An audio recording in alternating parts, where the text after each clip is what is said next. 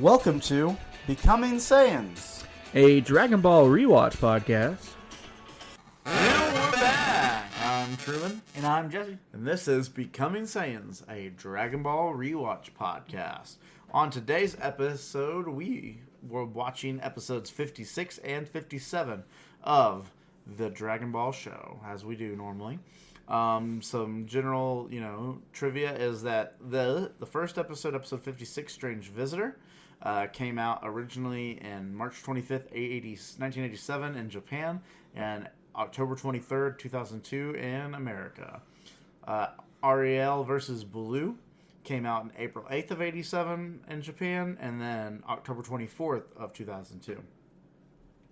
Getting into a little bit of trivia on these episodes. Jumping down there, we've got some differences from the manga. In the first episode, Strange Visitor, is Goku giving Arale and Gachan a ride. It happens before the scene with Sour Man, but before it in the anime, but after in the manga. In the scene where Goku warns Taro about the Red Ribbon Army being in Penguin Village, and him and Kane Kimidori failing to get on the Nimbus is all exclusive. Obacha Man fixing up General Blue's car is exclusive to the anime. The scene where General Blue fights Taro, Gala, and Pagos is exclusive to the anime. Ariel sitting in the police car that General Blue is flying through the air, and then showing him some poop on a stick that disgusts him, exclusive to the anime. The scene of Goku asking all the random Dr. Slump characters in the Penguin Village if they've seen General Blue is also exclusive to the anime. When General Blue says he owes General White an apology in the English dub, he might be referring to mocking him.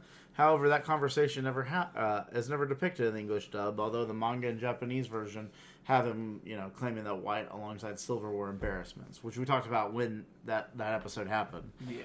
On a similar note, Blue's reference to White was in the English dub only.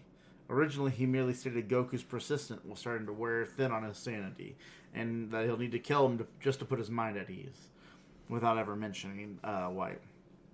The poorly playing theme when Sour Man is revealed matches the first 11 notes in the John Williams Superman theme. I also noticed that, You noticed it more than I did, but I figured there's more than just him as a character that was referencing Superman. Yeah. We'll get to that in a little bit. General Blue then advises him to get rid of the bow tie, which is one of the few items of clothing on Sour Man that isn't seen on Superman. Lastly, Sour Man admits to not thinking of giving Blue some transportation that flies, as Superman himself is capable of flight. The shot of a panda hanging on the top of a palm tree is similar when Toribot does that later in one of the other episodes previously. The car the policemen are driving is a super deformed version of a classic Porsche 911 Carrera. Didn't know that, but that's cool. General Blue's arrival at Penguin Village proper was rewritten in the Funimation dub. In the dub, he speculates that this backwater nature could allow him to not only take over the town in less than a day with a tank, but even be declared God by the populace. In the Japanese version, he noted it was a terrible place to live and wished that he could urgently get out of there without considering it ever in the near future. The scene with General Blue and Obacha Man encounter is changed to, in the Funimation dub, that he mistakes him for his long-lost brother named Samuel, due to the original scene passing for pedophilia. Yeah, I mean... Gosh, I didn't want to say it. I kind of stumbled on the word because, oh man, because I wrote. No, we'll get there. Anyways, just keep going. It gives off the vibes, but we got to get through these facts. Specifically, it has a bunch of examples of how in the Japanese version bad stuff is said during this, so we're going to keep rid of it. Oh, apparently in the European Spanish dub, they kept Blue crushing on him.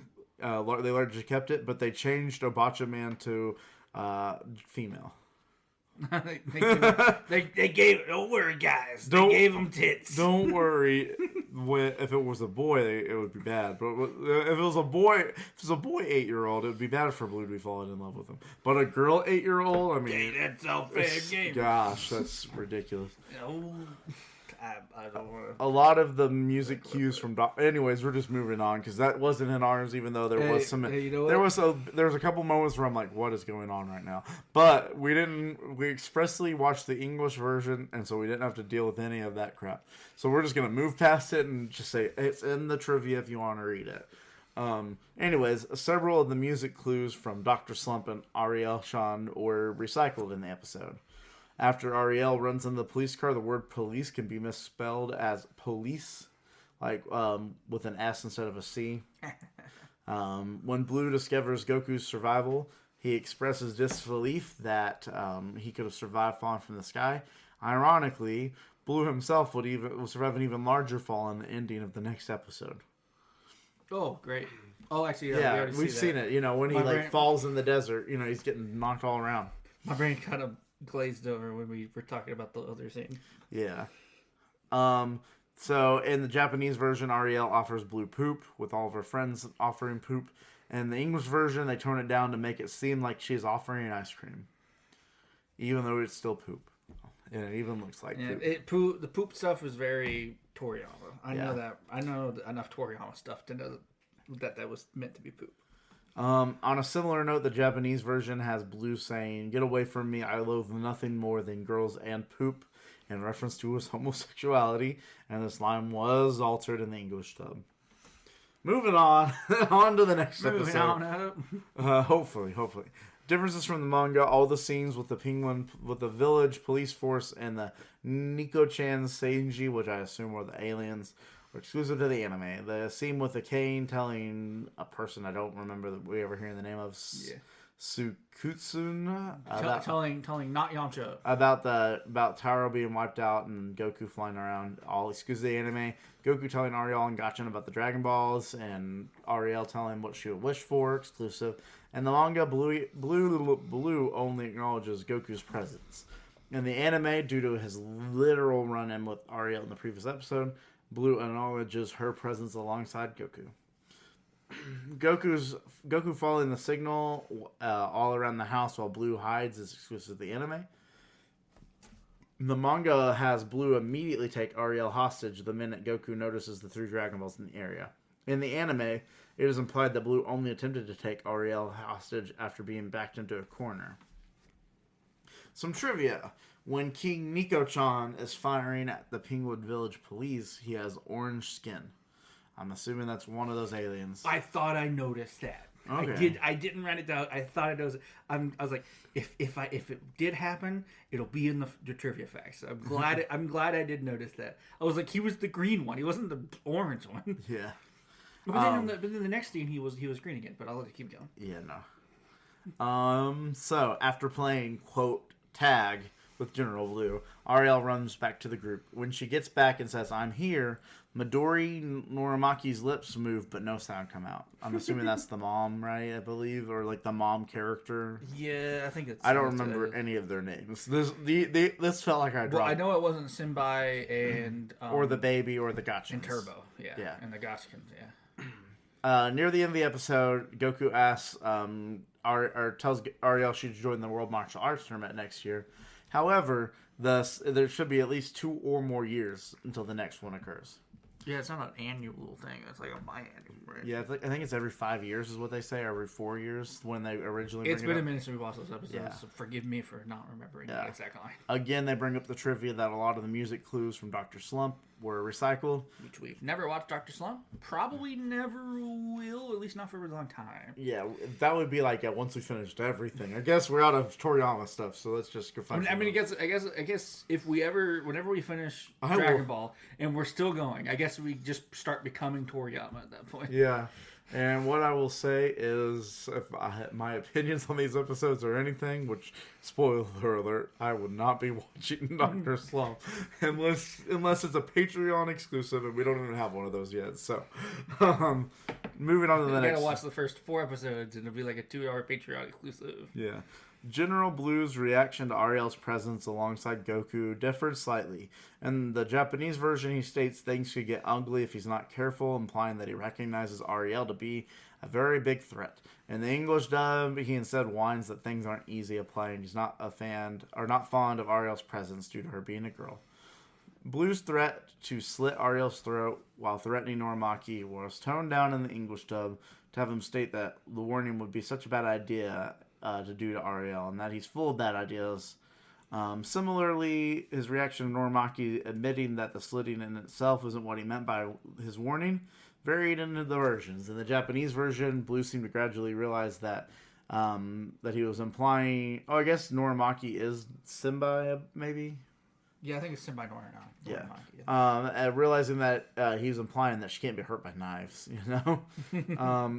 But in the English version, he's shown to just be annoyed that they're not taking the threat seriously. In the Japanese version, during Blue's phone call to Mission Control, he states that the Dragon Balls weren't recovered, while in the English dub, he specifically indicated that Goku was still alive without ever mentioning the Dragon Balls. Similarly, the English version indicates he doesn't even know where he's currently at, let alone how to get back to HQ, while the Japanese version does not state one way or the other whether he knows where he's at. It was nonetheless clearly implied that it was going to take him some time to get back to HQ because he's extremely far away without any transportation, which we can kind of tell he's out in the Egypt desert with all the pyramids of Egyptian pyramids. Yeah, the Egyptian pyramids. I just lost the name of the place. Pyramids of Giza. Giza, that's the place. But there's pyramids all over Egypt. Yeah. Giza are just the most extravagant and well known. Yeah. Though I would say they're not my favorite looking ones. All right. And then the last trivia point is after paralyzing Goku, Blue says, "There's nothing that you possess that I cannot take away," which is a reference to Raiders of the Lost Ark again. There's a character in the Raiders of the Lost Ark that says, I think it's at the beginning, right after he gets up from almost dying at the beginning. Yeah, the whole Raiders running from the boulder scene. Yeah, I think when he gets outside, they just there's nothing there's you possess 6 guns that pointing I at him can't at least. take away. Yeah. So, anyways, Jesse, previously on Dragon Ball, Goku finds himself in a random town named Pinkland Village where nothing makes sense and left is right and up is down. And so Blue finds his way there, fights Superman, only not really, steals his car, runs into a person who looks a lot like his younger brother named something or another. As you can tell, I don't keep a high track notes on these. I got the gist of what happens. Blue finds out that there's one airplane in the whole town, and he's got to go to Simbai's house to get it. Meanwhile, Goku meets Ariel, realizes that she's pretty cool, and he needs to hunt down Blue. Halfway through the episode, he's like, "Oh man, I could really use the Dragon Radar right now." But unfortunately, it's broken again. So now he needs to go meet the Doctor of Technology, which happens to be Simbai again. So at the end of the episode, Blue and Goku Goku's there and Blue's on his way. Yeah. Going into episode 2, Blue arrives. There's a baby that fixes the radar for Simbai, and Goku starts tracking them all around the house before they finally get into a fight, though it doesn't turn into much of a fight because Ariel wants to play tag, and tag involves kicking somebody really, really far away and then headbutting them multiple times in the sky to make them fly all over the place. Goku realizes she was playing Super Smash Bros. Yeah, she was air juggling. Yeah, and so Goku realizes though that Blue has the Dragon Radar, but luckily the baby that fixed it also perfectly memorized how it works and rips a few pieces off the airplane and builds it. And so Goku's off on another adventure, and that's what you missed on Dragon Ball. Jesse, go for it. These are very much filler, and I my personal take on these is I had fun. I can understand not having fun if you've watched these episodes more than 0 times. If this is your first time watching these episodes, you're probably gonna have fun. If you've already watched these episodes, you're probably like Truman, and you are really excited to have this podcast episode be over as fast as possible. You can go now because I can see you have some thoughts. My first thought is, if these characters, obviously most of these characters are just throwaways, it feels like it takes place in a different universe.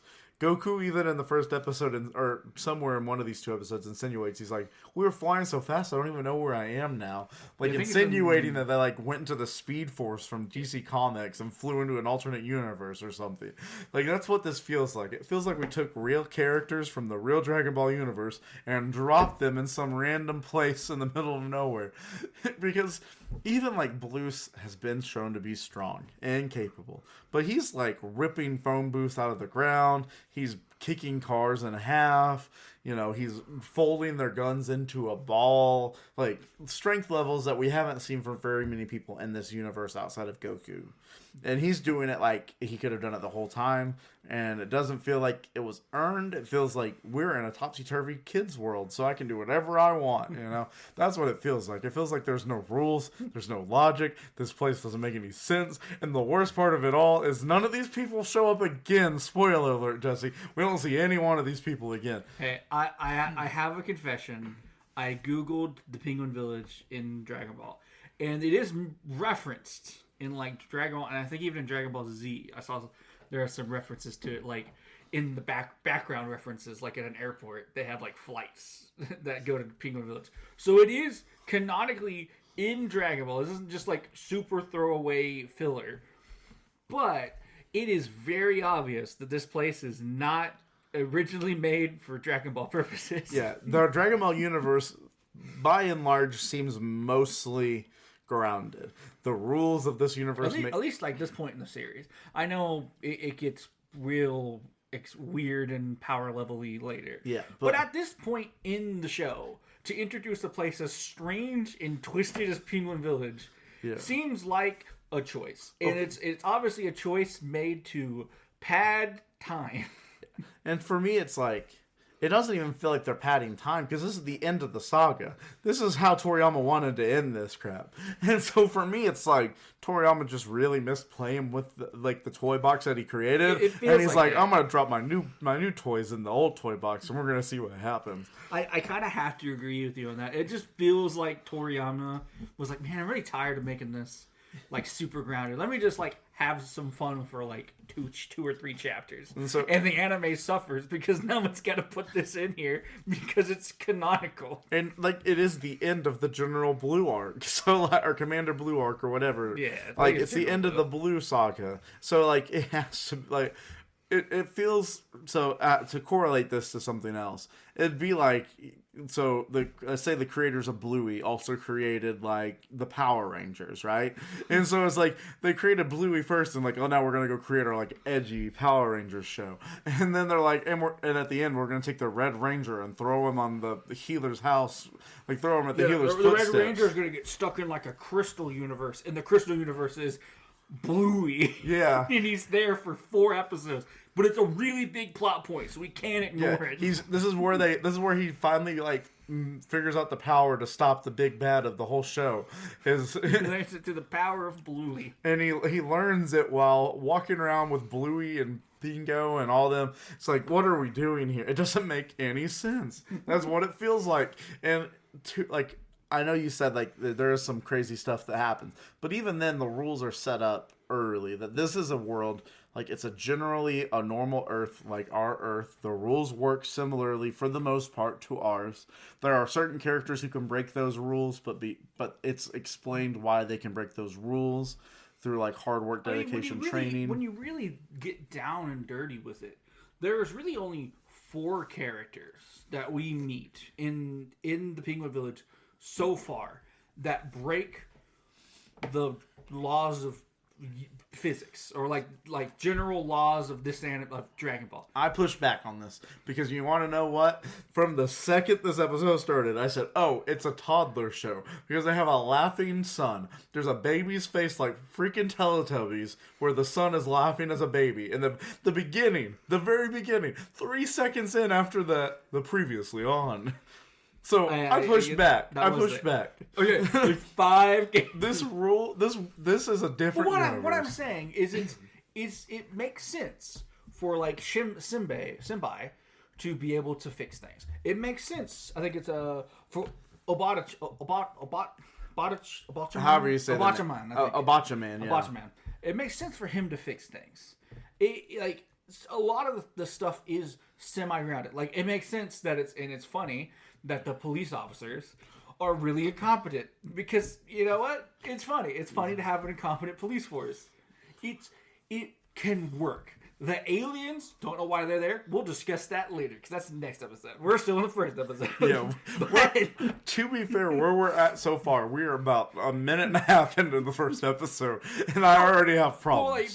But the Gachamons, the fact that they break it because they're super powerful. They eat metal, which is weird. They don't. That doesn't explain. Turbo is Franklin Richards from Marvel. Yeah, he's straight up Franklin Richards. He's like, oh, my dad's smart. Well, he kind of took it from him. Yeah, it's very much. It's Franklin Richards. He can bend reality. He's like, this thing wasn't working. Let me use my mind powers to make it work again. Like photogenic memory. Let me take a bunch of random pieces of metal off the airplane and immediately turn it back into a second radar. Yeah, just snap my fingers is there. Yeah. So like. He breaks reality. Obviously, Arale or Ariel breaks reality a lot. Like, Ariel is just this universe's Goku. Yeah, and it does, like, Which is very Toriyama. Yeah, because Toriyama loves overpowered protagonists. Yeah, and her powers aren't anything super crazy for what we can tell. They're not necessarily that unique. It's just, I mean, for all intents and purposes, a stronger Goku that can't, as far as we know, Kamehameha. Yeah. She makes up for not being able to use like Kamehameha waves and stuff by just being stronger and faster. Yeah. At least stronger. And from what we can tell. My other thing is like, though there are anthropomorphic animals throughout Dragon Ball, like you've seen them here and there. We know about like Oolong. We know about Shu. We know about Puar to a certain extent.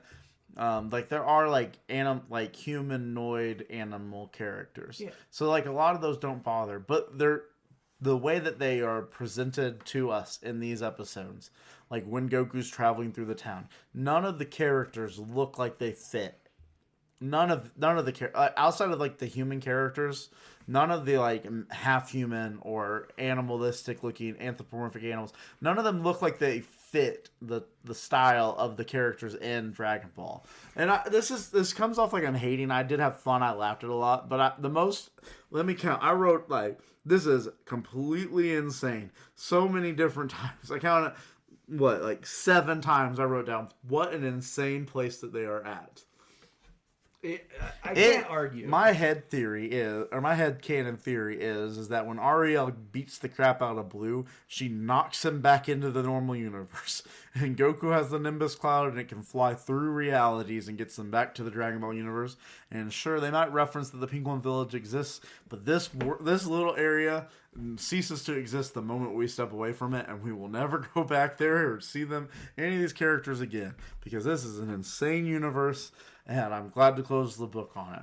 I'm very not sad that we'll never see these characters again once we're done, because we're not quite out of the Penguin Village yet. We probably got another episode of being in the Penguin Village and leaving. Well, the second episode, Goku flies off. Oh, does he fly off? Yeah, at the very end, they're like, and Goku's off on another adventure as the journey continues, or whatever, you know. And Blue, we know, and then like the stinger is Blue's like in Egypt. Yeah. Like, I don't know where I am, and I'm scared.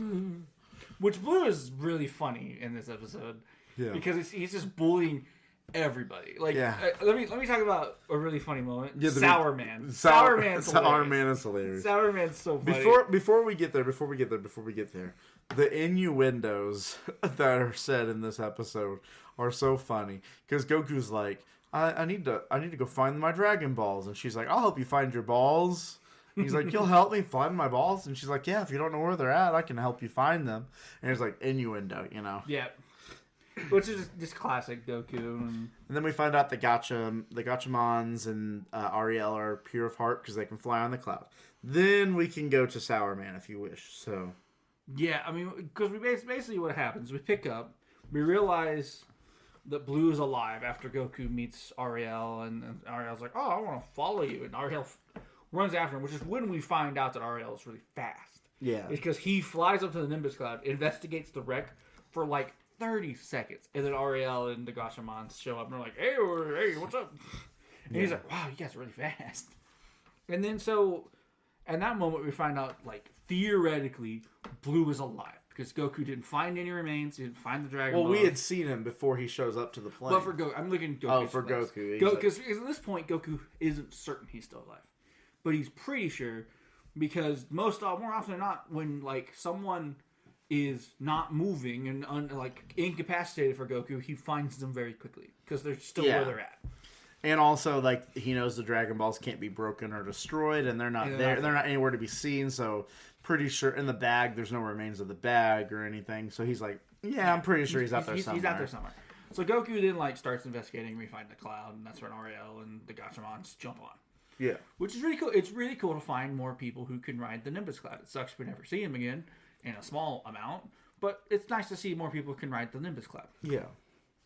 Seems to probably be something that most protagonists that Toriyama has written could theoretically, like most main protagonists like Goku, Ariel, they could probably ride the Nimbus Cloud because he tries to make characters like that. That are pure of heart. Yeah. Like, they have to be pure of heart to ride it. And so, because we see later, Taro and, is it a cane? I think a cane, yeah. They neither one of them can ride it, and it's because it seems like also when you're a child for the most part, basically any small child can ride it. Like obviously Krillin is an exemption, but otherwise every small child we have seen up to this point can ride the cloud because children are the purest of heart or whatever. Yeah, I think there's like. Have we seen? I think you might have seen like one adult ride it. Maybe I'm trying to think. Maybe not. Not my problem. Yeah. Anyways, so we get there. He takes off. We're following Blue's journey, and Blue's journey into town is very funny. Like I chuckled a little bit at the notion where he's like, if I just had a tank, I could just win. I could take over this entire village in one day with just an armored vehicle. Like, you know what? Probably could. And then we see Sour Man. You know, as soon as I saw Sour Man running to the phone booth, I looked at Truman across like the couch. I looked at him, and I turned around, and Sour Man comes out, and he's just a Superman clone. And I'm like, but by the power of a sour prune, does he gain his abilities? He has Popeye's powers, which is being a slightly above average person. It doesn't even seem like that because he hurts his hand doing the thing. Like, it feels like it's more like a persona he puts on. Yeah. I have not seen Dr. Slump. I don't know how the show goes. My assumption from watching these 2 episodes, if this is supposed to be like a trailer to be like, go watch my other show. My thought process on what this other show is that Sour Man is the superhero of this town that stops the bad guys and crime and whatever. But really, Ariel is the one running around saving all the stuff, you know? Like, he's taking all the credit, but she's the one, like, beating all the bad guys up. And he's like, yes, I'm Sour Man. I've done it. Or Sour Man's just a nerd. Yeah. Like, proverbially, Sour Man's just, like, the town punching bag. Yeah. and he puts on a persona just to get confident. I don't know. You know what? Probably never going to watch it. Not my problem. Yeah. All I can say, he's pretty funny in this and episode. His voice scratched my brain in such a good way. He has a very satisfying voice. We'll point out another voice later in the episode. Yeah. We haven't Googled it. We probably could Google it and figure out the answer. But it's more fun to think the answer. Yeah. Because we feel like we're pretty confident in saying it. But that's later in this episode, in the next episode. Unfortunately, ACAB also goes to Taro and the police force of the Penguin Village. Though I would almost say it's ACAC. Yeah. All cops are incompetent because they're so incompetent. Here they're like, get ready, it's time for the fight of our lives. The Red Ribbon Army's in town. This is the next episode. But then they're like, don't forget, safety's off, then pull the trigger. And then they just start shooting each other for like, which we'll get to that because that's really when it becomes super obvious that a lot of this is filler to me. Yeah. Like at the beginning of this episode, even when we found out that there was filler, like, we were like, okay, there's probably filler in this episode. Yeah. I'm going to be honest with you. I was like, I figured it out. It's like, yeah, there's going to be a lot of trivia of like, this is filler, and this was made for anime, this is anime exclusive, this is that. Yeah. But it really gets hard in the towards the end of this episode and really into the next episode, especially with the cop stuff. Yeah. We'll get into the cop stuff very briefly because it is funny. It's funny now. Right now, it's currently funny. Yeah. When Blue shows up to them and is like, I will be taking your car now. And they're like, we need to see license and registration. And he's like, sorry, I left it in my other jacket. And he's not even wearing any clothes. Yeah. It's like he doesn't have a shirt on. If we reference Blue, it's just shirtless for the entirety of both of these episodes. Yeah, he's literally just walking around without a shirt, backpack slapped over his He's shoulder. walking around like a cool kid. The car that he steals from Sour Man breaks down like almost immediately. Yeah, and so then he runs into probably the worst part of this episode, knowing the context in Japan is him Even running. in English, it kind of sucks, but it's like... Yeah, once you hear like what they were going for, it's like, holy moly. I'm glad they nerfed it, because that would have been... It's still probably up there for, like, worst part. Yeah. I don't think it's going to win for me. I think there's... I mean, maybe... It's an honorable mention at this point. We'll say for both of us an honorable mention. We're not there yet. I'm still trying to think... I'm still trying to think of both of those as we're going through this. Yeah, that is the implication, though, of that. The context we got through the English version. Implications. Yeah, the context we got through the English version is, man, this is not great. The implications that we read on the trivia is, holy moly, what in the absolute heck are we doing? This is worse than I thought. This is a rivaling Bulma's Bad Day. Rivaling it is. If it was in the episode, it would probably beat it. But because it's implications for us directly as watching the English version, yeah, it skirts just above it. I do enjoy that they know what the Red Ribbon Army is here. Yeah, I guess that is like part of like they're not, maybe it's not an alternate universe. It's like I guess they've heard of the bad guys. I was gonna represent like it's the first people that like we've met that aren't necessarily Personally affected. aren't being tortured by the Red Ribbon Army. That know the Red Ribbon Army. That's not Bulma and Krillin. Yeah. Well, even Bulma and Krillin didn't really know who the Red Ribbon Army was until they started messing with Goku. Well, no, because when they get back, they even they both mentioned like we wouldn't have came with you, Goku, if we'd known you're being chased by the Red Ribbon Army. Because they point they specifically both say, at least I definitely Bulma does, and I think Krillin is there and agrees with her. It's like so they both knew of them. They just didn't know that they were involved with Goku until they got to the underground cave. Okay. So like at least if I'm remembering the lines that they said the last couple episodes right. Yeah. So they knew, they just didn't know that they were involved until it was too late. Yeah. Or they would have completely avoided working with Goku and just stayed with Roshi. Still gotten involved, but Goku went by himself. I mean, it's been a couple episodes now, but what I thought had happened there was that they were like, I wouldn't have joined up with you if I knew there was this weird army that was attacking you. I didn't think they knew who they referenced the Red Ribbon Army. It's like they legitimately say, if we'd have known the Red Ribbon Army was after you, Goku, we wouldn't have gotten involved. Okay. Or some variants of that. Yeah. But they specifically say the Red Ribbon Army, not just some army. I will say throughout this episode, Blue does seem fearsome, but only because we don't understand the rules of this world. this. No, I think it is just fleshing out more. Like it's giving more context for how he survived that explosion, survived being crushed in an underwater cave, survived jumping 800,000 feet in the air, survived jumping from cruising altitude. Yeah. Like the more context clues we get about this man is like, oh, like he's pretty comparable to Goku, especially with the fact like his special attack just completely paralyzes Goku until he decides he doesn't want to be paralyzed. Yeah, like that's your power scaling. I'm like, oh, Blue's. There's a reason why this man gets his own arc, and like is so threatening to Goku, and it's like hard to kill because he's that strong. Yeah. I will say then the next part, my next two notes are both, this place is insanity. What a complete nonsense place. I don't know what happened during those parts, but that's what I wrote there was what the heck is going on. I know around this part is where Arale runs into Blue and then the Gachamons eat his car. Yeah, so what happens next is he gets pulled over by the cops in the car. That's where I put the Blue looks fearsome. But yeah, go ahead. Yeah, he gets pulled over by the cops and then just basically beats the cops immediately. Like, I love that they put the cuffs on him, and I'm just like, he's going to break those. And he just immediately shatters them, beats them up, grabs their guns, balls them up, beats them, like, takes their car. And then as he's driving in the cop car, Goku, like, catches up to the police officers, and they're like, you went that way. Like, Taro's like, it went that way. And then Goku takes off. He's hiding behind a bush, pulls out from behind the bush as Arale is following Goku. And Arale just runs into him and just launches him thousands of feet. Yeah. And then immediately catches up to him and then offers him the poop sickles or whatever. Yeah, ice cream, whatever it was. Yeah. Yeah, like happy poop. I think that's where the place is pure insanity and what a complete nonsense place was. Because it's just like, what are we doing? Why is whatever this is talking?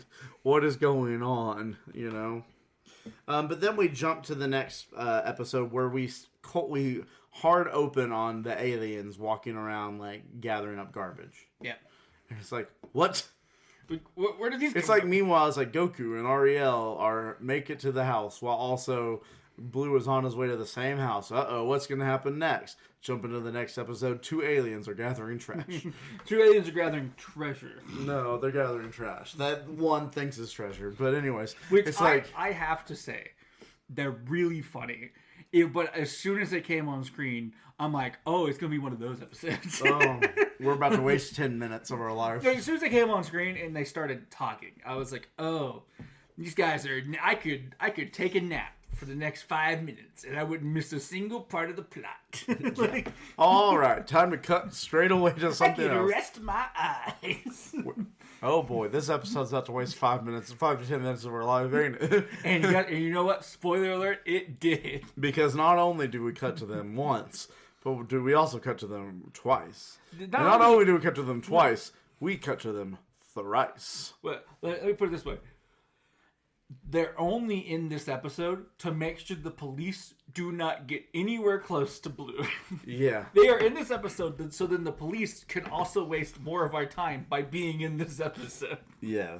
That gives you an idea of the fact that they wasted a lot of time. Yeah. But I do give them credit as a first-time viewer. It was funny. Yeah. I liked that, how do you say his name? Simbe. He like puts on a front to his woman, being like, "Don't worry, baby, I can fix this." Anyways, what the heck is I this? wrote down me when I got a lock in. It's like, he's like, how do we get that? How do you do that? Yeah, he hit the All Might where he changes his form for a second and be like, "Never fear, I could fix it. I am here." Fix some bad. And then he like internal monologue is, "Okay, now what am I gonna do? The red thing looks kind of important. Maybe it's red, so it's probably important." And internally, he's freaking out because he can't do it. And then Turbo, his son, is Question mark? The floating child that's floating floating around child baby Cupid thing that has like metallic.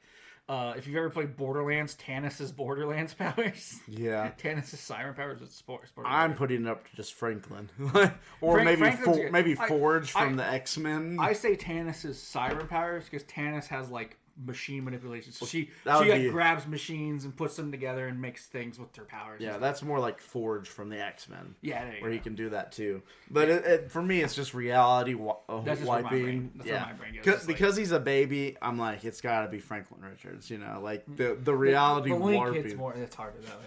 That's why this place seems so weird. Is Franklin's like, no, I'm keeping it exactly how I want it. You know, speaking of that, weirdly enough, it kind of saying it like that reminds me of there's a episode of the Twilight Zone. Yeah.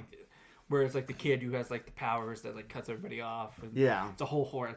Really awesome episode. You should watch it. I can't exactly. It's like I think it's Everything's Okay in some street or whatever. Yeah. Or some town. Yeah. Don't remember it. Great. I think it's on like season 3. Yeah. Awesome. I love the Twilight Zone. I will reference Twilight Zone endlessly as I get more references. But that's not the point. Where I was going with it with the Franklin and Richard comparisons is there's a running theory that the reason why the Marvel comics, like the headcanon on my Marvel comics won't allow their characters to grow or get older anymore, like, is that when Franklin Richards was born and became like a small child, he was like, I like my favorite superhero. My favorite superhero is Spider-Man. I want all of my favorite superheroes to stay exactly how they are now. And that's why none of the characters can grow or change any, is because he's using his reality warping powers to keep them exactly how he remembers them. And so, like, that's... Which makes sense, because if you know anything about Marvel Comics, Franklin is not just one of the strongest characters in Marvel. He's probably one of the strongest characters in, like, all the fiction. Yeah. That man is insane. I know that person. I don't even read comics. I don't know comics that well. Even I know that Franklin Richards is like Omega. He's stronger than like deities in the Marvel universe. Yeah. And so, like, also, if you've seen the Fantastic Four movie that came out last year in 2025. Sadly, I haven't yet. But... Yeah, well, at the end of the movie, blank happens, and then Franklin blanks the blank to make the blank not blank. Yeah. Anyways, not to spoil it for Jesse, because I know he will watch it, and I don't want to spoil it for him. But if you've seen the movie, you know what I was referencing there.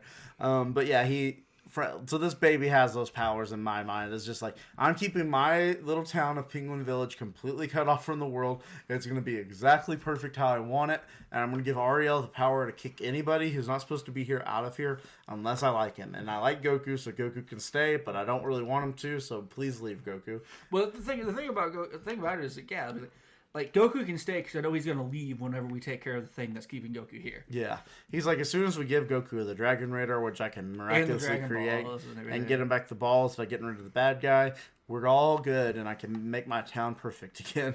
Yeah. Sour Man can be the strongest character here because I'm Franklin Richards and I don't care.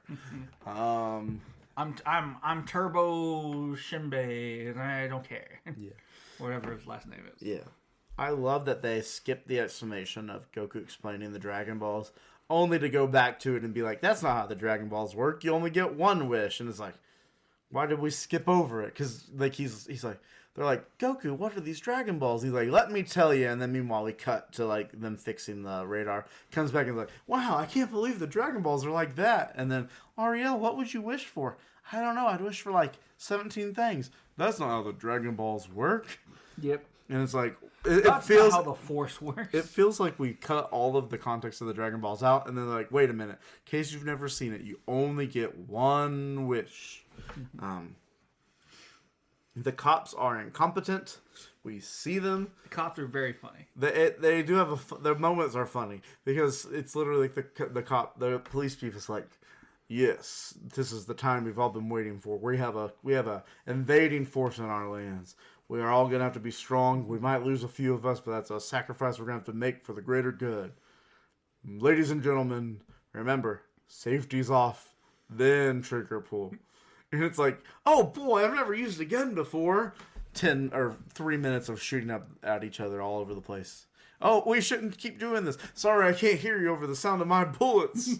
as she keeps going. This is also when the aliens show up again, and I'm like, this episode, oh my god, these episodes, what is going on? Yeah, aliens show back up, and then they find a sandal or something. I think the part of, because I enjoy the cops, I had fun watching them. Like, I knew in the moment, like, this is filler, but it was like I was enjoying it, so I didn't hate it as much. Yeah. The next group of filler really, frankly, pissed me off. Yeah. And that is Goku getting the Dragon Radar and then chasing Blue around the house for like 3 minutes. Like 2 to 3 minutes. Just walking around being like, oh, I think they're... Oh, nope, the Dragon Ball He's moved. like, even so much as he opens the bathroom, looks at the toilet, doesn't look up, because I guess it's Goku. He didn't have to look up. And like, our Ariel didn't look up either. He's like, and just wow, this is Master Roshi's favorite chair. It's like, well, it's empty. There's nothing in here. And they walk out, and then they take another like 30 seconds to catch Blue in the refrigerator. Yeah, well, what happens next is then they're like, well, maybe it's like maybe we need to go down the stairs, and they start walking down the stairs, and Blue's like, phew, and he's like, wait a minute, it's still up there. It's like it's moving back again. Yeah, let's go. And then they find it in the refrigerator, and then that's when he jumps out, puts the knife to Ariel's throat. And then we start the actual plot again. Because I remember you said in the manga, it just immediately jumps straight to a knife to throat. So then, so we jump to the plot, and then the plot keeps going. Goku gets frozen again because Goku just never learns. I also don't know how you're supposed to defend yourself against that. Like, it doesn't feel like it's a Medusa power, where you get frozen in place. I liked it when it was. He's like, look into my eyes. Like, to Krillin, he was like, look into my eyes. But then in this one, he doesn't. So it's inconsistent. He also didn't do it against Goku. He never said, look into my eyes to Goku. He just did it to Goku. Krillin said, don't look into his eyes. And then Goku did, and he got frozen the first time. So, and then in this one, he doesn't even make a reference to looking into his eyes. It was like, so it's a little bit inconsistent. I don't care that much because the powers are awesome. And I don't care, and I know it advanced the plot. So we'll scarf over it a little bit, but that was a little annoying. of power inconsistency. Yeah. I like my powers to be consistent. Yeah. And then, Goku gets frozen. The Dragon Balls get grabbed. The Dragon Radar also. Well, he's The not Dragon- Dragon Ball. Yeah, the Dragon Radar Radar gets grabbed. He starts to load it up into the plane, and then he's like, "Wait a second. And then he comes and just punches Goku in the face. And that was his fatal flaw. Because I feel like they would have let him run away if he just got in the airplane and left. But coming back to stunt on Goku. Who would have known that having a hubris in the face of Goku would backfire? Basically, everyone who's ever faced Goku. Yeah. So he has the hubris to he does the classic villain monologue thing. He was like, "I'm monologuing, I'm beating you up." Gets a tree. As he's about to slam Goku at the tree, Shinbei is like, this guy's really getting really annoying. Hey, Ariel, tag. Play tag. And Ariel's like, tag? I love tag. I love it. I always win tag because, eventually they can't tag me back when they're in a bunch of molecules. Yeah. Meanwhile, she comes flying like a bullet. She full double leg kicks him. She Mortal Kombat's him. Yeah. I love your Smash Bros thing where it's just the aerial juggling. She aerial juggles him with who just there's someone who launches their head like that. Yeah, I think it's one of the the Fox characters, like Fox or Falcon. Yeah, I think they Wolf or maybe even I know Marth and some of the Fire Emblem characters have the throw the sword up in the air and I think hit it's you. Luigi. Oh yeah, Luigi. Luigi has he rockets himself up. Yeah. Like there's a couple characters that do that, but they go around. Luigi's literally he just loads up and launches himself high. There's she literally does I've made a reference she's Millhousing. Yeah. The Millhouse meme where he just head jumps through the window. And she just she pulls a Goku because Goku also is known for just going full head first through things. Or if you ever watched the Homelander's the human bullet or human missile helmet. Yeah. It's human missile and then just launch forward. Yeah. It's there's so many funny moments like that. And she does it twice. Team Rocket's blue into the next universe. I really wrote Red Ribbon Army's blasting off again. I said blue is blasting off again. I wrote the same thing. And then I said, well, maybe Goku might not be the strongest in the world. I also love that. I guess you didn't need the plane after all. Yeah. Because he just starts flying off. Yeah. They're like, yeah, we knew this was happening. And then I also make a reference these are the first confirmed aliens we see in the show. Because at this point, again, we both know Goku is not of Earth. Yeah. But at this point, it has not been confirmed that Goku is not of Earth. But I also like to say that these aliens are very much not aliens that you would see in the Dragon Ball universe. Because these aliens literally fly a regular old UFO. It does give back to your thought process of this is a different universe, a pocket universe within the Dragon Ball universe. Yeah. Where it's these are Penguin Village alien universes. Yeah, these or are Dr. Slumpy aliens. This is what aliens look like to Turbo. This is what he thinks aliens are. So this is what aliens we have here. And that's what it feels like. And the reason why we have no trash is because the aliens eat it all. Or take it all or whatever. Yeah. They think it's treasure. Yeah. So what happens is then the cops are on their way to go confront the Red Ribbon Army, which is just one person. And the aliens are like, oh boy, it's the cops. We gotta go. And then the aliens shoot their cop car. Well, they start to blast off, and the cops are like, what the heck? They and didn't the even see them. The aliens come back and shoot at the cops. The cops are like, oh, wait a second, fire! They all start shooting, and then one of them pulls out a freaking rocket launcher. Yeah. It's where'd you get? What is this? The U.S. police budget? Yeah. Launches it, shoots the aliens. They crash into the ocean just off the beach. Yeah. And then that's the end of that. That's the end of that entire plot. Yeah. We bounce back to Goku. That's when Turbo puts the thing together from the plane parts. Goku flies off, and he's like, man, I wish I'm not as strong as you. I need to get training more. Maybe I need to train more. Which is it's a great motivation for him to keep training. Yeah. Finding somebody who's stronger than you is a good motivation to keep yourself going stronger. Yep. And then we find out, of course, Blue survived all of that and landed in the desert and has a radar that might come up in the future. Who knows? Well, has a radar that maybe is broken, maybe isn't from the fall. Yeah. Well, he uses it and he says, "Yeah, see that he has it turned on." Yeah. So, all right. So Jesse, are you ready for prediction time? I don't think I did very well. Goku is the strange visitor.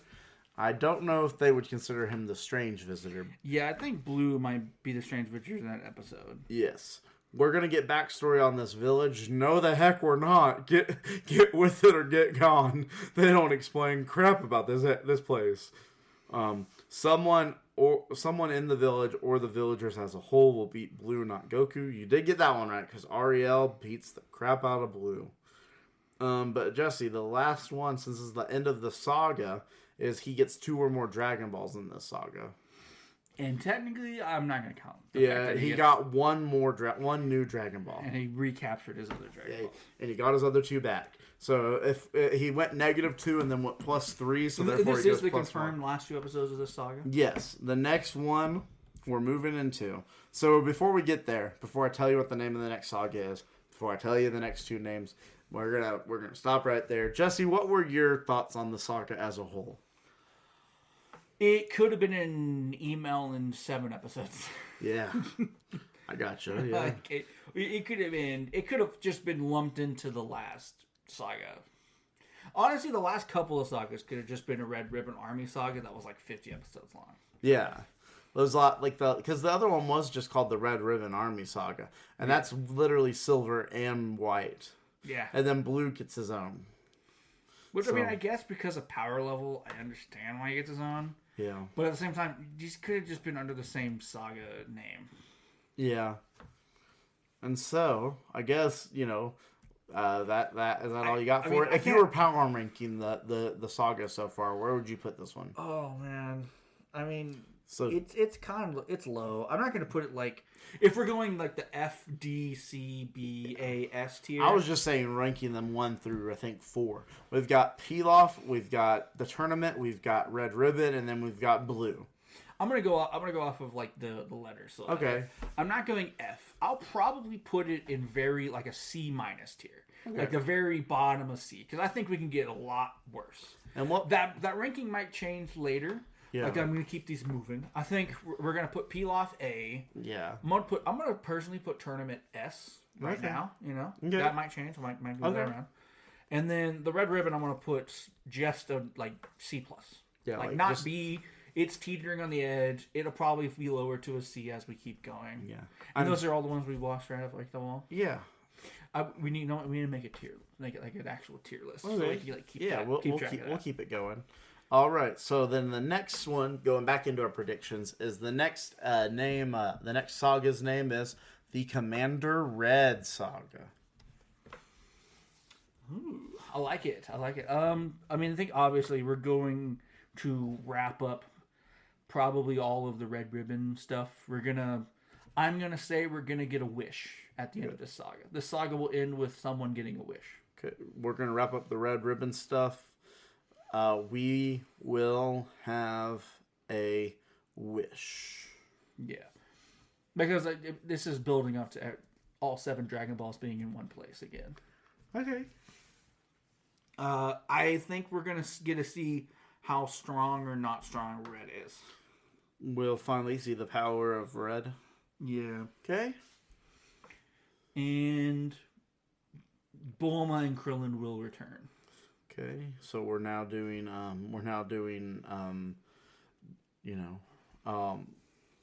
Avengers things. Yeah. Krillin and Bulma will return. Will return. Okay. I like it. You gave us a lot to go off of there. Yeah. And then the next 2 episodes, please. So the next 2 episodes' names are Episode 58, The Land of Korin, and Episode 59, The Notorious Mercenary. That is interesting.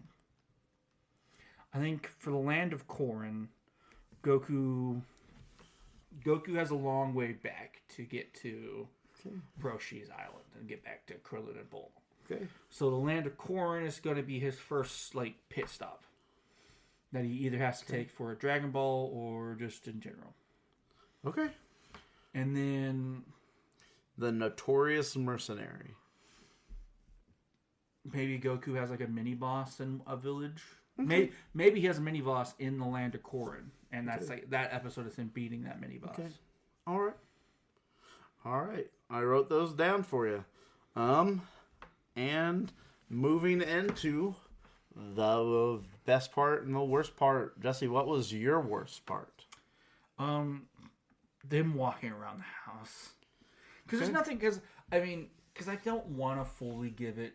Because in all honesty, if we didn't know the context of the scene with him, and it would be weird, but it wouldn't be problematic. Yeah, like it's weird, but you know it's not problematic. So I'm gonna, off of principle and like thinking in the brain of someone watching this in 2002 when it's coming out, and not having the internet to like look it up. Yeah. Not having dial-up or anything. You're just watching it on Toonami. Yeah. I'm going to leave that out. It still would have probably been weird. It probably wouldn't have been as weird for me as a kid watching this. Yeah. When I was 5, I wouldn't have caught this. Yeah. When you were 1, you weren't conscious. Yeah. I would have been about 1.5. Yeah.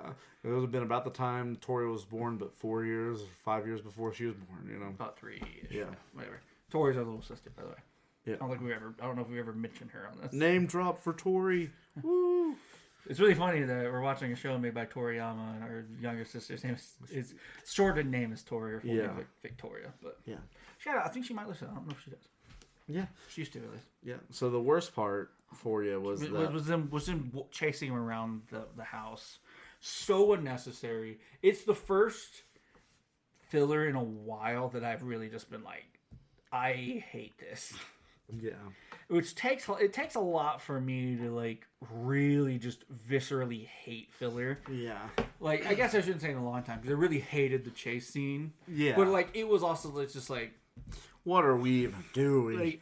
Like that one didn't piss me off more as it just made me zone out. This one pissed me off because I kept watching expecting like something cool to happen, and then like when he catches him, it's just knife to his throat, and then we find out that it's like. The manga skipped all of that. I'm like, what the heck? Yeah. Going into my worst part, I was going to go with, since you took that one, I can't get over the fact that this universe makes no sense. And I'm trying to logic it. I'm trying to create a reason why it acts the way it does. I just can't get past it. I don't like it. I don't like this place. Can we please never come back? I don't like green eggs and ham. I do not like them. Same way. 0 out of 5 will not return to Penguin Village. This place makes no freaking sense and I don't like it. Not one bit. I wish to be gone. You lose. Good day. Anyways, Jesse, what is your best part? Best part? There's some stuff. I guess just seeing Arale just beat the ever crap out of Blue at the in like 2 seconds. Yeah. I give it to that because I don't want to give it to the filler of the cops as much as they enjoy me. They're not a great part of this episode. Yeah. They are funny, and it's like a decent enough filler that it makes you laugh and it's like enjoyable to watch. Yeah. But it's still like you can tell even in the moment like they're just filling for time. Yeah. I guess I would go with Sour Man in that case. Yeah, Sour Man probably my runner-up. Sour Man is funny. I enjoy him, even though this world makes no sense. And that was a good gag where they played the John Williams score over the back of it, you know. Because at this point, when this show came out, like the original Superman, I think came out in '79. So like, I'm pretty sure John Williams Superman, because they're referencing like the very first Superman, the Christopher Reeve Superman. Like I'm talking about. Well, I think the John Williams Superman. I don't know if they're referencing the movie or if they're referencing the animated series. No, it's the movie. It's because the Superman animated series didn't start coming out until the late '80s. Yeah, I think the first Superman animated series, like the originals. Well, I mean, like 60s. the black, like the '40s one, yeah. Like the stop motion. There was colored that was coming out in like the '50s and '60s, I think. Yeah, or like late '60s or early '70s, and then it's '78 is when the Christopher Reeve movie came out, and the John Williams score is from that movie. Yeah, okay, yeah. So yeah, it's like that. They're referencing that one, so it's like less than a decade old, and there's already people making fun of it. You know, I like it when it's something like that. You know. With that, this has been a great time. This has been Becoming Saiyans. Thank you all for listening. If you're wanting to reach out to us, you can reach out to us on TikTok. You can reach out to us on Twitter. You can reach out to us on Instagram. You can subscribe and comment on our YouTube channel, where we have been posting shorts somewhat frequently. I'm trying to get back into it, but it's been kind of touch and go on my end on that, and I apologize. If you want to send us an email, you can send us an email at becomingsaiyans@gmail.com. And until next week, I have been Truman.